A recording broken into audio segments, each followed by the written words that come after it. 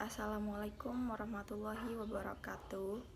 Perkenalkan, nama saya Sri Damayanti dengan NIM 2014-20155. Di sini saya akan mempresentasikan materi tentang akuntansi, transaksi, investasi, musyarakah. Baik, ada definisi dan penggunaan musyarakah. Musyarakah berasal dari kata syirkah. Musyirkah artinya pencampuran atau interaksi. Kalau secara terminologi, syirkah adalah persekutuan usaha untuk mengambil hak atau beroperasi. Ketentuan syar'i transaksi musyarakah, yaitu transaksi musyarakah secara syar'i terdiri dari dua jenis, yaitu musyarakah hak milik atau disebut juga dengan syirkatul amlak. Syirkatul amlak ini artinya persekutuan antara dua orang atau lebih dalam kepemilikan salah satu barang dengan salah satu sebab kepemilikan, seperti contohnya yaitu jual beli, hibah, atau warisan. Yang kedua, ada musyarakah akad. Musyarakah akad disebut juga dengan syirkatul uqud. Syirkatul uqud itu yang artinya akad kerjasama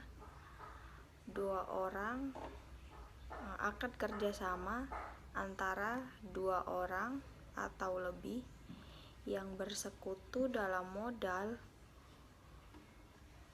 atau keuntungan berdasarkan perbedaan peran dan tanggung jawab para mitra yang terlibat. Musyarakah akan dapat diklasifikasikan atas musyarakah inan, musyarakah wujud, musyarakah muafadoh. Adapun musyarakah inan yaitu kerjasama antara dua orang atau lebih dengan modal yang mereka miliki bersama. Jadi di sini tuh kayak seperti adu saham ya. Untuk apa? Untuk membuka usaha yang mereka lakukan sendiri lalu berbagi keuntungan bersama. Adapun yang kedua itu ada musyarakah wujud. Musyarakah wujud itu artinya kerjasama antara dua pihak atau lebih dengan cara membeli barang menggunakan nama baik mereka dengan kepercayaan pedagang kepada mereka tanpa keduanya memiliki modal uang sama sekali. Menjualnya dengan pembagian keuntungan mereka dan pedagang. Jadi seperti itu ya. Yang ketiga ada musyarakah muafadoh. Musyarakah muafadoh itu artinya musyarakah di mana para anggotanya memiliki kesamaan dalam modal, aktivitas, dan utang piutang. Dari mulai berdirinya musyarakah ini hingga akhir berdasarkan perubahan porsi dan para mitra, musyarakah dapat diklasifikasikan menjadi dua, yaitu yang pertama ada musyarakah permanen, dan yang kedua ada musyarakah menurun. Yang pertama, musyarakah permanen, yaitu musyarakah disebut juga dengan musyarakah tetap, artinya permanen ya. Musyarakah permanen sendiri musyarakah dengan ketentuan bagian dana setiap mitra itu bersifat tetap hingga masa akhir hingga awal pada saat akad. Yang kedua ada musyarakah menurun atau disebut juga dengan mutanakisoh, yang artinya musyarakah menurun itu musyarakah dengan ketentuan bagian dana salah satu mitra akan dialihkan bertahap kepada mitra lainnya, sehingga bagian dananya akan menurun, dan pada akhir masa akad mitra tersebut akan menjadi pemilik penuh usaha itu. Jadi kalau usaha kita dialihkan ke usaha orang lain, terus dana kita itu akan menurun, seperti itu. Yaitu selanjutnya ada rukun transaksi musyarakah.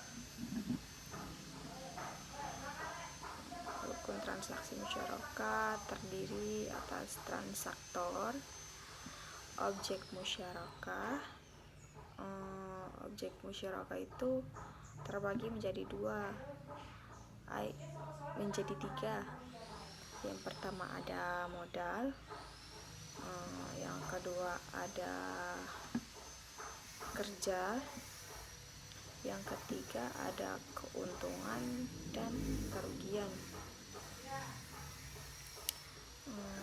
Selanjutnya ada ijab dan kabul.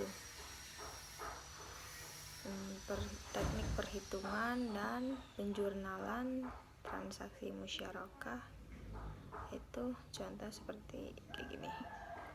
Pada tanggal 2 Februari 20 XA Bu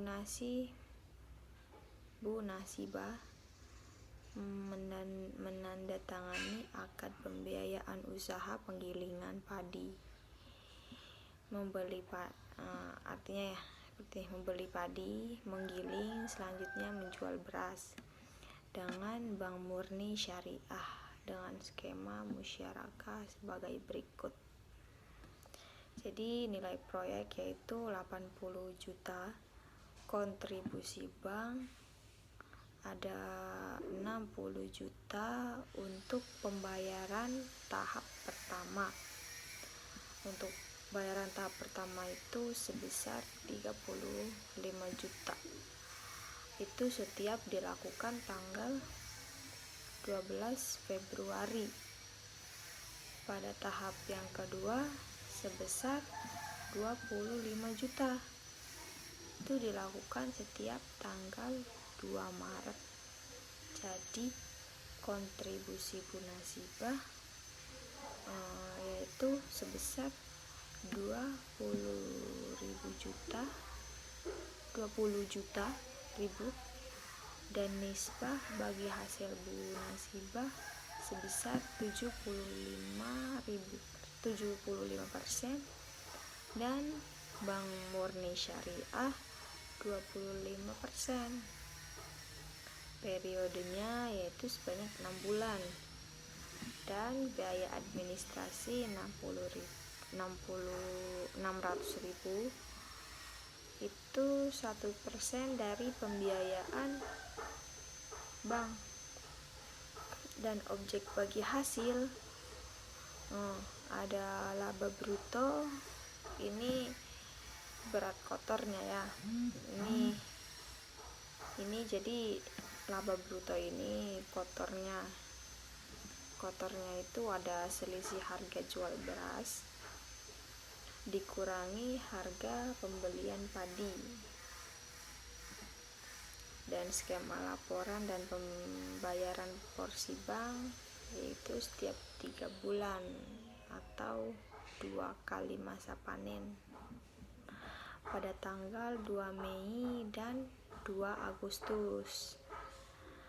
Skema pelunasan pokok musyarakah yaitu musyarakah permanen dikurangi dilunasi pada saat akad berakhir. Pada saat akad berakhir itu pada tanggal 2 Agustus. Dan ada variasi transaksi yaitu ada 3. Pertama, investasi musyarakah dengan menggunakan aset non kas. Nilai wajar aset non kas. Aset non kas lebih tinggi dari nilai buku. Jadi nilai wajar non kas lebih rendah dari nilai buku.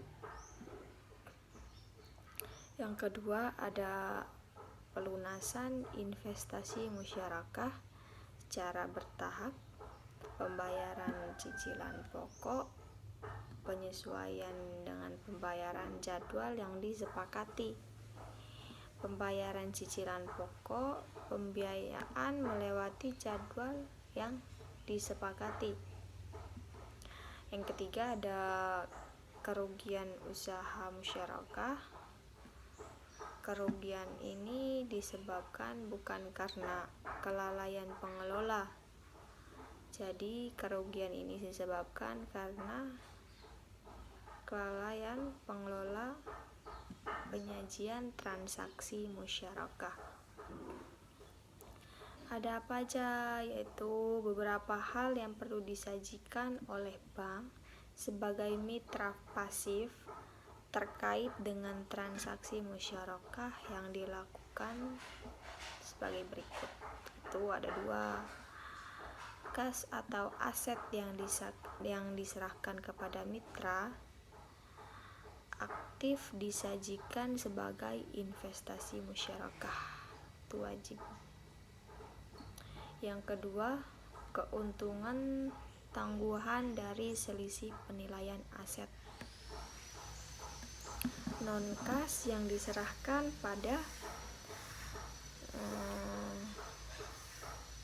akhir nilai wajar disajikan sebagai pos lawan atau disebut juga dengan kontra akun dari investasi musyarakah.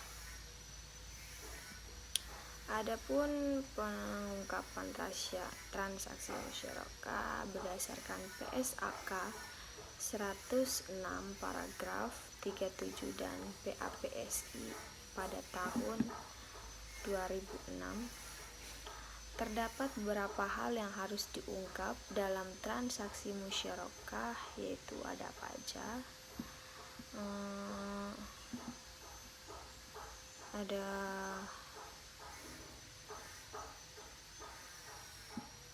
Ada 11. Yang pertama, isi kesepakatan usaha musyarakah seperti porsi dana, pembagian hasil usaha, aktivitas musyarakah, dan lain-lain. Apa aja? Yaitu seperti SAK 106 paragraf 37A. Yang kedua ada pengelola usaha. Jika tidak ada mitra aktif, maka PSAK 106 paragraf 37A. Yang ketiga ada rincian jumlah investasi musyarakah. Ini berdasarkan kas atau non-kas, jenis penggunaan, dan sektor ekonomi itu terdapat pada PAPSI tahun 2006. Yang keempat, ada jumlah investasi musyarakah yang telah direstrukturisasi dan informasi lain tentang musyarakah yang direstrukturisasi selama periode itu berjalan pada PAPSI tahun 2006.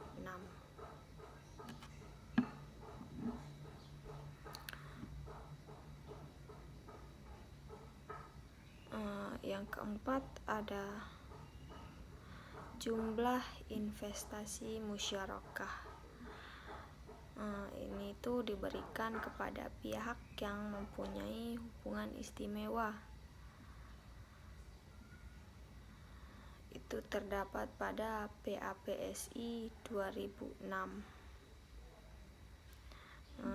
Yang keenam, ada kebijakan manajemen dalam pengendalian risiko portofolio investasi pada musyarakah. Itu terdapat pada PAPSI tahun 2006. Yang ketujuh, besarnya investasi musyarakah yang bermasalah dan penyisihannya itu untuk tetap sektor ekonomi. Terdapat pada PAPSI tahun 2006.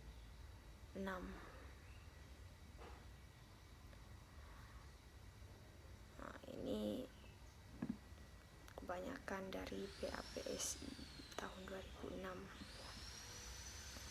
Yang selanjutnya ada yang ke-8, ada kebijakan dan metode akuntansi, yaitu ada penyisihan, penghapusan, dan penanganan investasi musyarakah yang bermasalah.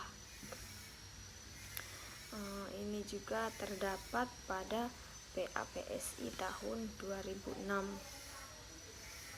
Yang ke-9, ada kebijakan dan metode yang dipergunakan dalam penanganan musyarakah yang bermasalah.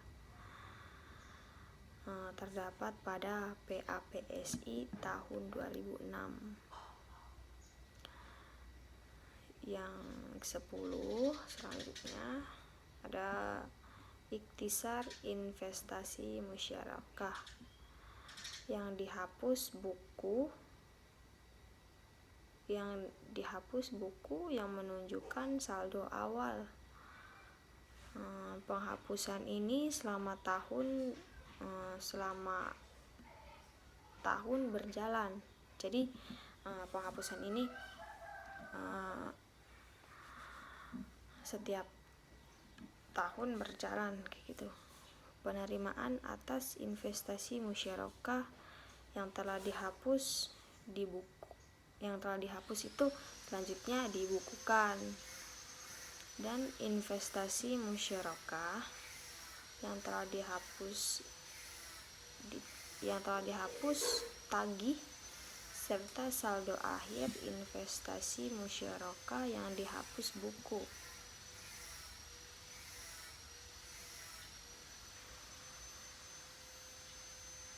Nah, ini terdapat dari PAPSI tahun 2006. Yang ke-11, ada kerugian atas penurunan nilai investasi musyarakah. Ini kerugian atas penurunan nilai investasi musyarakah ini bila ada. Jadi kalau ada itu dicantumkan kerugiannya berapa dan penurunannya itu juga berapa